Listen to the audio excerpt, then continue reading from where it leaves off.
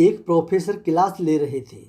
Class के सभी छात्र बड़ी ही रुचि से उनके लेक्चर को सुन रहे थे और उनके पूछे गए सवालों के जवाब दे रहे थे। लेकिन उन छात्रों के बीच कक्षा में एक ऐसा छात्र भी था जो चुपचाप और गुमसुम बैठा हुआ था। प्रोफेसर ने पहले ही दिन उस छात्र को नोटिस कर लिया, लेकिन कुछ नहीं बोले। लेकिन जब 4-5 दिन तक ऐसा ही चला तो उन्होंने उस छात्र को क्लास के बाद अपने केबिन में बुलाया और पूछा, तुम हर समय उदास रहते हो, क्लास में अकेले और चुपचाप बैठे रहते हो, लेक्चर पर भी ध्यान नहीं देते हो, क्या बात है, कुछ परेशानी है क्या? सर, वो छात्र कुछ हिचकिचाते हुए बोला, मेरे अतीत में कुछ ऐसा हुआ है जिसकी वजह से मैं परेशान रहता हूँ, समझ नहीं आता क्या करूँ। प्रोफेसर भले व्यक्ति थे।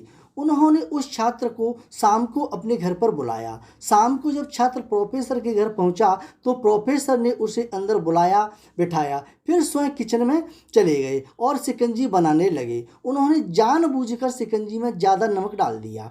फिर किचन से बाहर आकर शिकंजी का गिलास छात्र को देते हुए कहा, ये लो शिकंजी पियो। छात्र ने गिलास हाथ में लेकर जैसे ही एक घूंट लिया, अधिक नमक के स्वाद के कारण उसका मुंह अजीब सा बन गया। यह देख प्रोफेसर ने पूछा, क्या हुआ, शिकंजी पसंद नहीं आई क्या? नहीं सर, ऐसी बात नहीं है, बस शिकंजी में नमक थोड़ा ज़्यादा है। छात्र बोला, अरे अब तो ये बेकार हो गया, लाओ गिलास मुझे दो, मैं इसे फेंक देता हूँ। प्रोफेसर ने छात्र से गिलास लेने के लिए अपना हाथ बढ़ाया, लेकिन छात्र ने मना करते हुए कहा, नहीं सर, बस नमक ही तो ज़्यादा है, थोड़ी चीनी और मिलाएंगे तो स्वाद ठीक हो जाएगा। यह बात सुनकर प्रोफेसर गंभीर हो गए और बोले, सही कहा तुमने, बस इसे समझ भी जाओ, ये शिकंजी तुम्हारी जिंदगी है, इसमें घुला अधिक नमक तुम्हारे अतीत के बुरे अनुभव हैं। जैसे नमक को शिकंजी से बाहर नहीं निकाल सकते, वैसे ही उन बुरे अनुभवों को